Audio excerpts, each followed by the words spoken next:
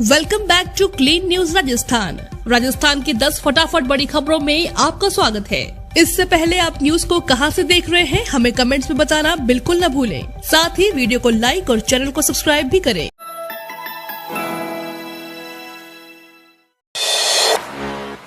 वसुंधरा राजे के निशाने पर अशोक गहलोत। राजस्थान की पूर्व सीएम वसुंधरा राजे ने चित्तौड़गढ़ में भाजपा नेता के बेटे की दिन दहाड़े हत्या की घटना की निंदा की है। वसुंधरा राजे ने ट्वीट किया, निरंतर हो रही हत्या की वारदातों के बाद एक बार फिर चित्तौड़गढ़ के निम्बाहेड़ा में भाजपा नेता के बेटे की दिन दहाड़े हत्या हो गई। इससे यह स्पष्ट है कि राजस्थान अब अपराधों का गढ़ बन गया है। इस घटना के बाद से लगातार आरोपियों की गिरफ्तारी की मांग को लेकर चल रहे आंदोलन के बावजूद राज्य की गहलोत सरकार अब तक भी हरकत में नहीं आई है। आरोपियों को तुरंत गिरफ्तार किया जाए और पीड़ित परिवार को इंसाफ दिलाया जाए।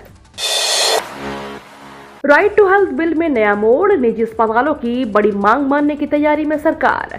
राइट टू हेल्थ बिल के तहत निजी अस्पतालों की इमरजेंसी में इलाज के बदले अस्पतालों को भुगतान किया जाएगा।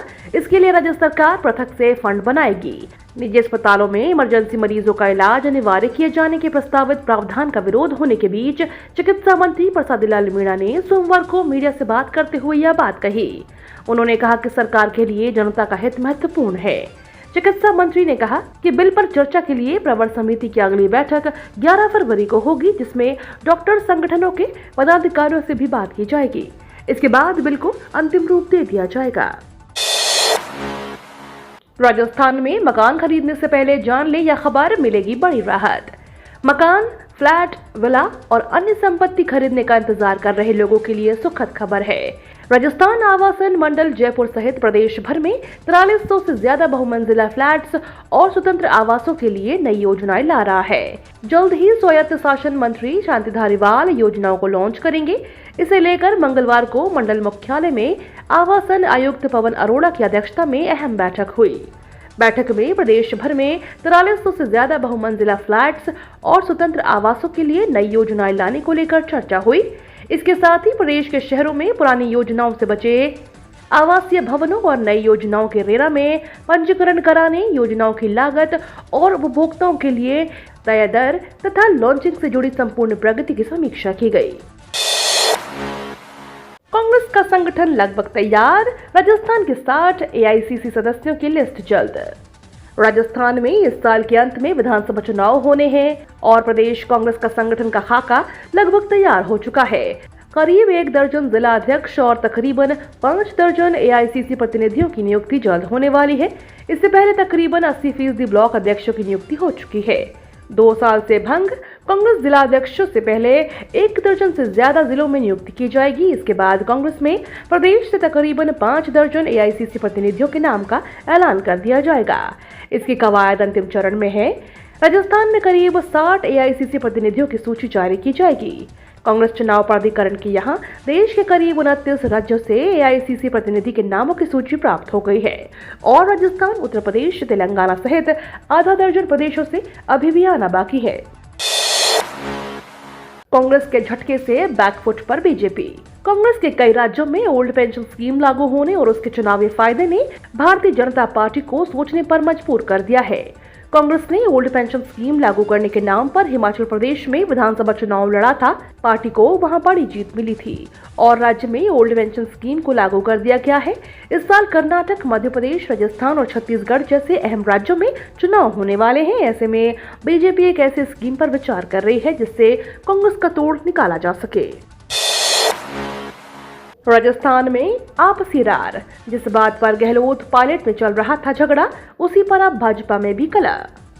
राजस्थान में विधानसभा चुनाव से पहले एक तरफ जहां कांग्रेस आंतरिक कलह से जूझ रही है, तो दूसरी तरफ भारतीय जनता पार्टी भी एकजुट नहीं दिख रही है। दिलचस्प बात यह है कि भगवा पार्टी में भी उसी मुद्दे पर मतभेद चल रहा है, जिसको लेकर कांग्रेस में गहलोत और पायलट खेमा भिड़ा हुआ है। इसी बीच भाजपा की कोशिश आंतरिक कलह को खत्म करके टीम को एकजुट करने की है। भाजपा के लिए ताजा मुश्किल यह है कि पेपर लीक के मुद्दों पर गहलोत सरकार को घेरने निकले राज्यसभा सांसद किरोड़ीलाल मीणा ने प्रदेश भाजपा अध्यक्ष सतीश पूनिया को भी घेर लिया। उन्होंने अपनी पार्टी के प्रदेश प्रमुख को इस मुद्दे को प्रभावी रूप से उठाने में असफल बताया। पेपर लीक केस में सीबीआई जांच की मांग को लेकर 12 दिन तक प्रदर्शन करने वाले मीणा ने कहा कि पूनिया ने मजबूती से इस मुद्दे को नहीं उठाया। सांसद ने कहा कि पूनिया ने भरोसा दिया था कि भाजपा इस मुद्दे पर राज्यव्यापी प्रदर्शन करेगी, लेकिन ऐसा नहीं हुआ। RSMSSB कंप्यूटर अनुदेशक भर्ती परीक्षा चयनित अभ्यर्थियों की दूसरी सूची जारी। राजस्थान में कंप्यूटर अनुदेशक भर्ती परीक्षा के चयनित अभ्यर्थियों की दूसरी सूची मंगलवार को जारी कर दी गई। इसमें आर्थिक रूप से कमजोर वर्ग, अन्य पिछड़ा वर्ग और अति पिछड़ा वर्ग के रिक्त पदों पर सामान्य भर्ती करते हुए गैर अनुसूचित क्षेत्र के 671 अभ्यर्थियों का शनिवार वरीयता क्रम से बोर्ड ने फाइनल रिजल्ट जारी कर दिया है। कंप्यूटर अनुदेशक भर्ती परीक्षा का आयोजन बीते साल 18 और 19 जून को हुआ था। इसका प्रोविजनल रिजल्ट 31 अगस्त को जारी कर दिया गया था। वहीं दस्तावेज सत्यापन का काम 7 नवंबर को पूरा होने के बाद 5874 अभ्यर्थियों का फाइनल रिजल्ट जारी किया गया था। इसके अलावा प्रोविजनल रहे अभ्यर्थियों में से पात्र पाए गए 167 छात्र, जिनमें से गैर अनुसूचित क्षेत्र के 159 और अनुसूचित क्षेत्र के 8 अभ्यर्थियों का बेसिक कंप्यूटर अनुदेशक के पद पर अंतिम रूप से चयन किया गया है। बजट में अशोक गहलोत करेंगे नए जिलों की घोषणा। गहलोत सरकार को बजट पेश करने में भले ही 3 दिन का समय बचा हो, लेकिन बजट में बड़ी उम्मीद है। खासकर उन विधायकों और मंत्रियों को नए जिले और संभाग के लिए सालों से मेहनत कर रहे हैं। पिछले दिनों राम लुभाया कमेटी की ओर से सरकार को रिपोर्ट सौंपने की बात संज्ञान में आई थी, जिसमें ब्यावर, बालोतरा, भिवानी, नीम कथाना, नोखा, कुचामन सिटी, कोटपूतली और फलौदी को जिला बनाने की चर्चाएं हैं। इसके अलावा संभाग के लिए भी सीकर, बाड़मेर और चित्तौड़गढ़ के नाम सामने आ रहे हैं। प्राइवेट कर्मचारियों का होगा फायदा, अब छुट्टियां बचाकर कैश करा सकेंगे 20,000 रुपए। वित्त मंत्री निर्मला सीतारमण ने अपने बजट भाषण में प्राइवेट नौकरी करने वालों के लिए लीव एनकैशमेंट में राहत देने की कोशिश की है। वित्त मंत्री ने कहा कि गैर सरकारी वेतनभोगी कर्मचारियों यानी प्राइवेट एम्प्लॉयज को लीव एनकैशमेंट में टैक्स छूट का फायदा 3 लाख रुपए से बढ़ाकर 25 लाख रुपए तक करने का प्रस्ताव रखा गया है। मान लीजिए अगर कोई व्यक्ति 30 से 35 साल के लिए छूट का विस्तार करता है तो ये सालाना 20,000 रुपए से ज्यादा होता है। बस में नहीं लगेगा टिकट, कार्ड दिखाते ही सीधे खाते से कटेगा पैसा। बजट के कॉन्क्लेव में केंद्रीय सड़क परिवहन और राजमार्ग मंत्री नितिन गडकरी ने भविष्य में एक नई बस सर्विस के बारे में अपनी योजनाओं के बारे में बताया। उन्होंने कहा कि मैंने एक ऐसी बस सर्विस को सुझाव दिया है जिसमें यात्रा के लिए आपको टिकट लेने की जरूरत नहीं होगी, बल्कि ये सब कुछ महज एक कार्ड के इस्तेमाल से होगा। इससे टिकट की चोरी से भी बचाया जा सकेगा। इस कॉन्क्लेव के दौरान नितिन गडकरी ने कहा कि मुंबई में चलने वाले डीजल बस की कॉस्ट 115 रुपए प्रति किलोमीटर है।